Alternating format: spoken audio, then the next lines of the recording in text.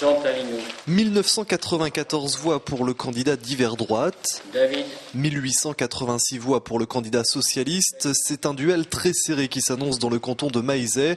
À l'issue du premier tour, Jean Talinou et Daniel David ne sont séparés que d'une centaine de voix. Voilà, alors je compte sur vous parce qu'il manque 108 voix. 108 voix sur 8665 inscrits, c'est infime. Et c'est donc en allant à la rencontre des électeurs que le challenger socialiste compte bien renverser la tendance, en tentant de convaincre notamment ceux qui ne se sont pas déplacés aux urnes, dans ce canton où le taux d'abstention affichait dimanche dernier plus de 45%.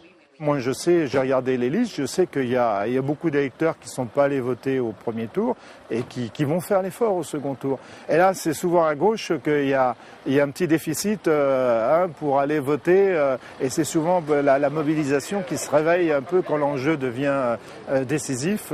C'est ça, c'est l'enjeu du second tour.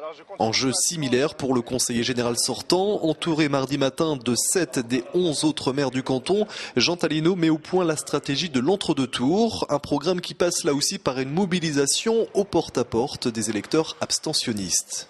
Donc je fais mon petit tour pour dimanche prochain, pour sensibiliser les électeurs. L'objectif c'était de faire cette mise au point et de voir comment dans nos communes respectives on peut justement mobiliser individuellement. Je ferai ce que je peux à mon niveau, bien évidemment, mais c'est absolument impossible d'aller voir dans les 11 communes les 5300 électeurs, 5300 foyers. Donc, ce que j'ai fait depuis 2 mois, d'ailleurs.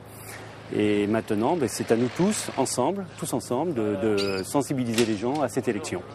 Objectif des deux candidats, mobiliser d'ici à dimanche les quelques 4000 électeurs inscrits qui ne se sont pas déplacés aux urnes pour ce premier tour. Et puis reste également une autre inconnue, celle du report des voix. Jean Talinou pourrait profiter des 9,31% réalisés par le Front National. Daniel David, quant à lui, espère rallier les écologistes et le Front de gauche qui totalisaient 6,71% des voix au premier tour. Bref, le scrutin s'annonce très ouvert.